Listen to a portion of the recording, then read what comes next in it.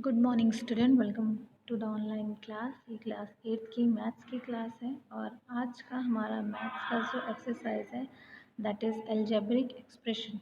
ये मैथ्स का एक पार्ट होता है एल्जेब्रा। तो यहाँ पर हम स्टार्ट करते हैं algebraic expression. What is algebraic expression? इसको समझने से पहले कुछ टर्म्स हैं एल्जेब्रा में जिन्हें क्लियर करना इम्पॉर्टेंट है। That is constant. What is constant? Constant एक ऐसी क्वांटिटी होती है किसी भी न्यूमेरिकल की जिसकी न्यूमेरिकल वैल्यू चेंज नहीं होती। इट मीन्स अगर हम 7 लिखते हैं तो इट मीन्स 7, अगर हमने 0 लिखा तो इट मीन्स 7, अगर हमने 6 लिखा तो इट मीन्स 7। तो कांस्टेंट क्या होता है? जिनकी कोई भी न्यूमेरिक वैल्यू चेंज नहीं होती, उसे क्या कहते हैं? Constant. Next is variables. Variables very मतलब अपने में कैरी करना, है ना। तो जिनकी वैल्यूज़ अलग अलग हो सकती है, जैसे हमने लिख दिया ए बी सी। अब ए इक्वल हम कुछ भी कर सकते हैं, बी इक्वल हम कुछ भी लिख सकते हैं, सी की वैल्यू हमें नहीं पता है क्या है, ठीक है ना। तो दैट इज़ कॉल्ड वेरिएबल्स, और वेरिएबल्स को हम डिनोट करते हैं अल्फ़ाबेट से, ठीक है ना। जिनकी different different values, constant means जिनकी वैल्यू सेम रहती, चेंज नहीं होती, यानी कि नंबर्स जो आपके हो गए। और वेरिएबल्स होते हैं जिनकी वैल्यूज़ क्या होती है, तो हमें नोन नहीं होती या तो डिफरेंट डिफरेंट होती है, हमें पता नहीं होती कि क्या हो सकती है। कभी ए की वैल्यू 1 भी हो सकती, कभी ए की वैल्यू 10 भी हो सकती। तो वेरिएबल को रिप्रेजेंट करते हैं अल्फ़ाबेट से, इंग्लिश के, है ना, कैपिटल लेटर से हमेशा, B C X Y Z something, ठीक। एल्जेब्रिक एक्सप्रेशन, जो एल्जेब्रिक एक्सप्रेशन होता है वो कॉम्बिनेशन होता है कांस्टेंट, जैसे मान लीजिए ये कांस्टेंट है और कोई भी एक वेरिएबल, मान लीजिए हम x ले लेते हैं, और 4 ऑपरेशन आपको पता है mathematical, minus, plus, multiply and divide. इन चारों में से या चारों के साथ कोई भी एक साइन को ऐड करके जब कोई एक्सप्रेशन दी जाती, that is called algebraic expression, जिसमें कांस्टेंट भी होना चाहिए, वेरिएबल भी होना चाहिए और ये मैथमेटिकल साइन भी यूज़ होना चाहिए, ठीक है ना।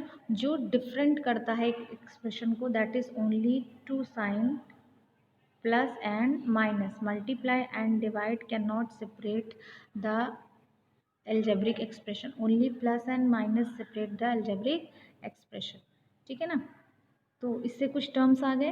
तो एल्जेब्रिक एक्सप्रेशन आपको समझ में आ गया कि जिसमें constant, variable plus mathematical operation चारों हो सकते हैं, चारों में से कोई भी एक हो सकता है या और भी कुछ हो सकते हैं, ठीक है ना। तो इनको मिला करके जो एक एक्सप्रेशन रिप्रेजेंट होता है that is called algebraic expression. और जो एक्सप्रेशन होता है वो सिर्फ प्लस और माइनस के साइन से ही डिफरेंट होता है, ठीक है। तो इसमें कुछ है मोनोमियल, बायोनोमियल, ट्राइनोमियल।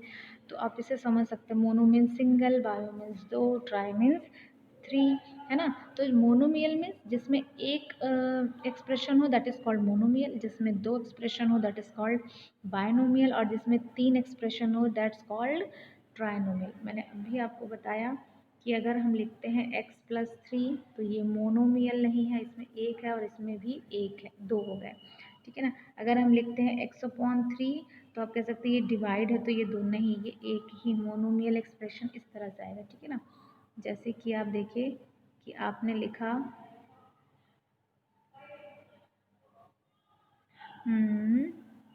3x², ठीक है ना। तो ये क्या हो जाएगा? मोनोमियल, क्योंकि इसमें कोई भी साइन यूज़ नहीं किया।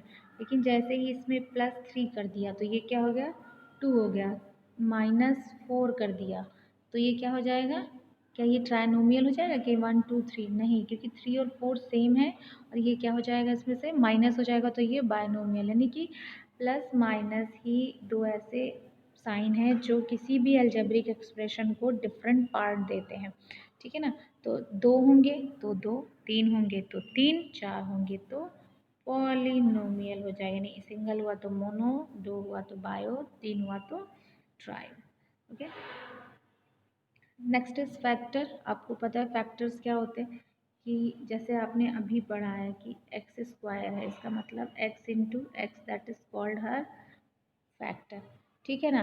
तो अगर नंबर का फैक्टर होगा तो वो क्या कहलाएगा? न्यूमेरिक फैक्टर, और अगर वेरिएबल का फैक्टर होगा तो that is called literal factor, okay.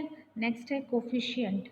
Coefficient का मतलब होता है कि कोई भी टर्म जो होते हैं उसके जो फैक्टर होते हैं है ना। In algebraic term any one of the factor which the sign of the term is coefficient of the product of the other factor. जैसे मान लीजिए हमने कहीं पे लिखा है 2xy, ठीक है, तो अगर हम 2 का कोफिशिएंट लेंगे तो क्या बच जाएगा xy, अगर हम x का लेंगे तो क्या बच जाएगा 2y, और अगर हम y का लेंगे तो क्या बच जाएगा 2x। तो जो उससे जुड़ा हुआ अटैच है वही उसका क्या कहलाता है, कोफिशिएंट कहलाता है, ठीक है ना, कोएफिशिएंट, ठीक है। और डिग्री ऑफ पॉलिनोमियल यानी कि 3 तक तो आप समझ गए कि मोनो बायो ट्राई होता है, जब इससे ज़्यादा हो गया तो आप क्या कहेंगे उसको, पॉलिनोमियल। तो डिग्री अगर आपको देखनी है तो डिग्री मीन्स सीधा सीधा आप टर्म समझ सकते हैं पावर का टर्म, ठीक है ना, क्या समझ सकते हैं आप, पावर का टर्म। देखिए यहाँ पर कैसे आपको डिग्री बतानी है, जैसे इसमें देखिए x-1, उसका ब्रैकेट में है 2x-3। अब आपको यहाँ पे लग रहा है कि x की पावर 1 है, यहाँ भी x की पावर 1 नहीं, इसको जब सॉल्व करेंगे, है ना, इसको सॉल्व करने का तरीका क्या होता है पिछली क्लास में नेक्स्ट में, कि पहले इसका मल्टीप्लाई इससे, फिर इसका मल्टीप्लाई इससे, तो जब आप करेंगे तो आपके पास आएगा -3x² प्लस 5x-2। अब इसमें देखिए x की यहाँ पावर 1 है, यहाँ कितनी है 2, तो जो सबसे हाईएस्ट पावर होगी that is called your degree. नीचे वाले में देखिए x की power 2, y power 3, -7x power 3 plus x 8x y plus 17, ठीक है ना, इस 5। अब सबकी डिग्री आपको जोड़ देनी है।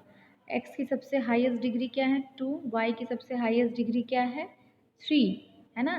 देखिए 2 है, इससे बड़ी कोई डिग्री नहीं, और 3 है, इससे बड़ी कोई डिग्री नहीं, तो दोनों की डिग्रियों को जोड़ेंगे 2 और 3 कितना हो जाएगा 5, तो यही आपकी क्या हो जाएगी degree. Okay, so next class में मिलते हैं।